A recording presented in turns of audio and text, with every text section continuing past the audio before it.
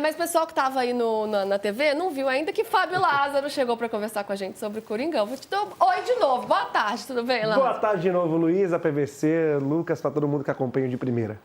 Pois é, vamos falar desse timão, que o que a gente menos fala é de bola, né? Infelizmente, essa tem sido a realidade. E agora acendeu uma espécie de bandeira vermelha no Corinthians. Vamos tentar entender isso.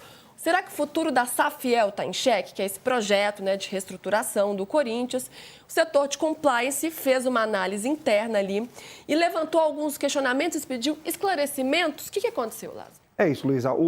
A Safiel, né, os idealizadores da Safiel, eles entregaram no dia 29 de outubro um documento, né, de intenções em relação ao projeto para o presidente do Conselho Deliberativo, o Roberto Tomás Júnior, e o presidente da diretoria, que é o Osmar Stable.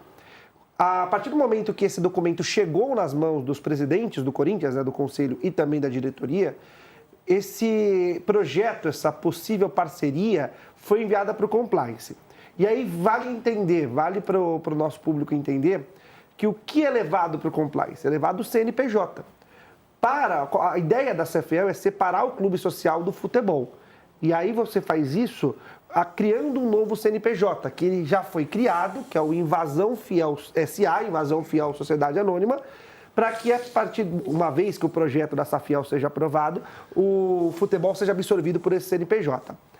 A partir do momento que esse documento de intenções foi levado à diretoria do Corinthians, eles levaram também para o Compliance. E o Compliance apontou, né, as red flags, as bandeiras vermelhas em relação ao CNPJ, que foi criado no dia 18 de julho, portanto tinha pouquíssimo tempo de criação, o capital social, que é de R$3.000, e também alguns apontamentos em relação a um dos sócios, que é um dos idealizadores da Safiel, que é o Maurício Chamati.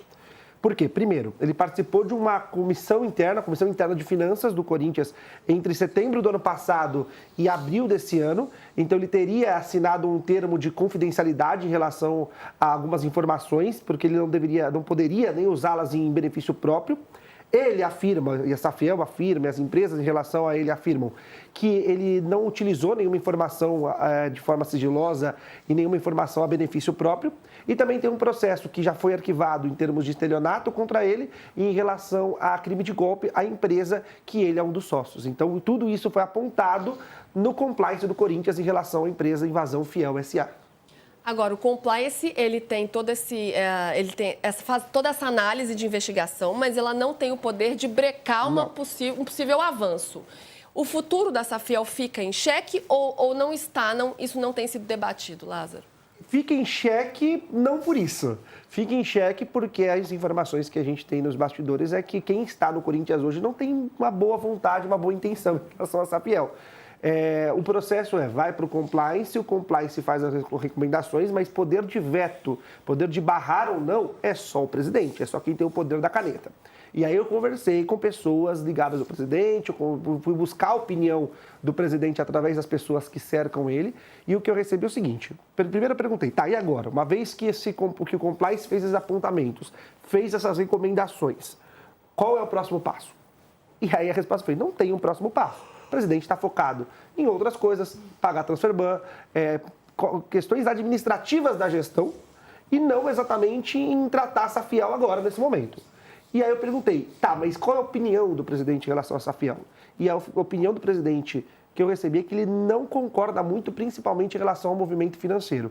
Ele acredita que o Corinthians, se for uma SAF um dia, precisa ter alguém com capital financeiro suficiente para assumir a responsabilidade num eventual prejuízo. Ou seja, algo mais centralizado, né? E é a tal da SAF de dono, né? Porque o ponto que a gente acredita muito, de um modo geral, e eu vou me meter na esfera do Mussetti dos Santos, um grupo da oposição está acreditando que é possível refazer o projeto que o Ordez Rueda tinha de fazer um acordo com a QSI, que é a Qatar Sports Investment, que controla o Paris Saint-Germain. O que é que significa isso? Tem um cuidado no Santos, que é não permitir que a quantidade de dívidas com o Neymar e com o Marcelo Teixeira se transforme numa SAF em que Neymar e Marcelo Teixeira tenham ações provenientes do pagamento da dívida, e aí controlem o Santos. E, de outro lado, tem um olhar, que é esse que o Fábio está dizendo, que é se você a gente acredita muito no Rei Midas, que vai chegar aqui com dinheiro, vai tocar e vai transformar tudo em ouro. Isso não é necessariamente assim. O projeto da Safiel, ele é muito bem intencionado, a parte da questão do compliance. Se o compliance freou, pode ter uma coisa necessária de frear, mas ele é muito bem intencionado. Muito mas mais ele democrático, né? Com a participação de fato da torcida. Só que ele é muito mais complexo.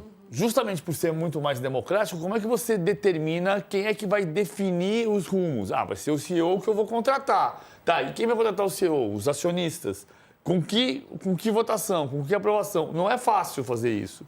É mais fácil, mas assim, independentemente de ser mais democrático, é muito bem montado, muito bem estruturado, se não tiver nenhum problema de compliance.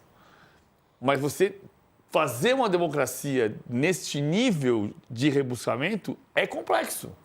Aí você fala assim, não, eu acho que tem que chegar um investidor aqui e falar assim, pim, transformei tudo em ouro. E assim, isso nem sempre é a solução. A gente tem solução. vários exemplos aí do futebol brasileiro de coisas nesse sentido que não funcionaram, né? O Vasco em recuperação judicial, o Atlético que aumentou sua dívida e muito, dívida bilionária. Então, nem sempre ter o Midas ali é a solução dos problemas. Mas, enquanto isso, Lázaro, os organizadores da Safiel vão tentando, né? Já se reuniram com a Gaviões da Fiel, que seria um apoio importantíssimo nesse processo, né? E a Gaviões até se abriu para uma conversa. Eles têm, aos poucos, tentado angariar apoio político para avançar, já que o presidente, por hora, não quer se meter, não está muito aberto, mas eles estão tentando avançar. O grande desafio deles, Luiz, agora é esse apoio político, porque o apoio popular eles já têm. Isso não significa ter o apoio da Gaviões. Eles se reuniram na semana passada e eu tive informações sobre o que aconteceu da reunião, tanto do lado de pessoas da Gaviões quanto do lado de pessoas da Safiel.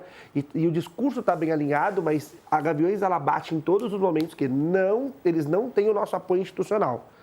Agora, o grande pedido dos idealizadores da Safiel nessa conversa com a Gaviões foi esse apoio dentro do clube. Abrir as portas, usaram exatamente essa expressão. Pedimos ajuda para Gaviões abrir os portões do Parque São Jorge para a gente. Por quê? Em paralelo à Safiel, existe uma votação de um anteprojeto que vai acontecer até o fim desse mês no Conselho Deliberativo. O Romeu Tomás Júnior até já marcou data, que agora a minha memória está me traindo, mas já tem até uma data de votação em relação a essa, pelo menos no Conselho. E a ideia é que até o fim do ano isso também seja votado entre os associados. E o que pensa o pessoal da Safiel é que o anteprojeto aprovado pode atrapalhar os planos da Safiel.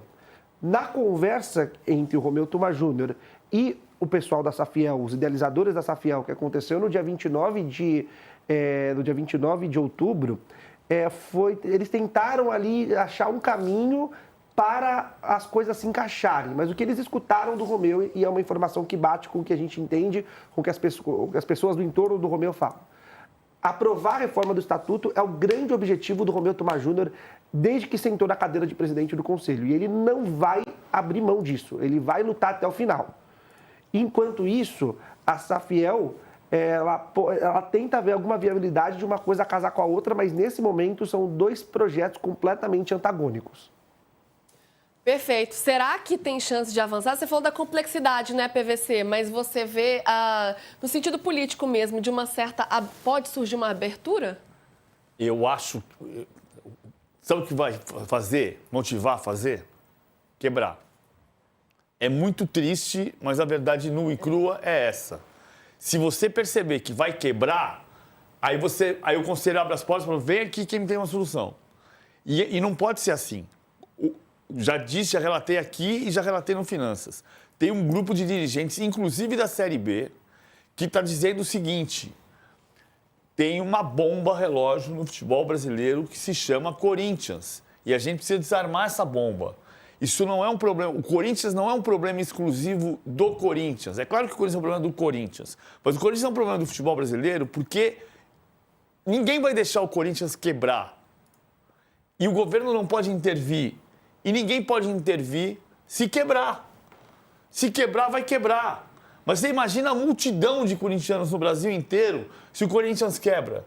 Você tira da indústria do futebol uma multidão de 25 milhões de pessoas, de 30 milhões de pessoas. E que movimenta um bi por ano, né? Exatamente. Que movimenta muito dinheiro. Exatamente. Então, assim, tem uma bomba relógio no futebol brasileiro que quem tem que resolver é o Corinthians, mas que o futebol brasileiro se preocupa, como indústria do futebol brasileiro, se preocupa com o que vai acontecer com o Corinthians. O Corinthians precisa ter uma solução. Ele não pode ter um socorro, mas ele precisa ter uma solução. Sem dúvida, sem dúvida. E aí, né, os organizadores dessa FIEL estão tentando apresentar uma solução. Vamos ver se é viável, se é possível, se vai ter apoio, enfim. Fato é que o Fábio Lázaro está sempre acompanhando pra gente. Obrigada, viu, Lázaro? Obrigado, Lu. Valeu, PVC. Lucas, valeu todo mundo aí.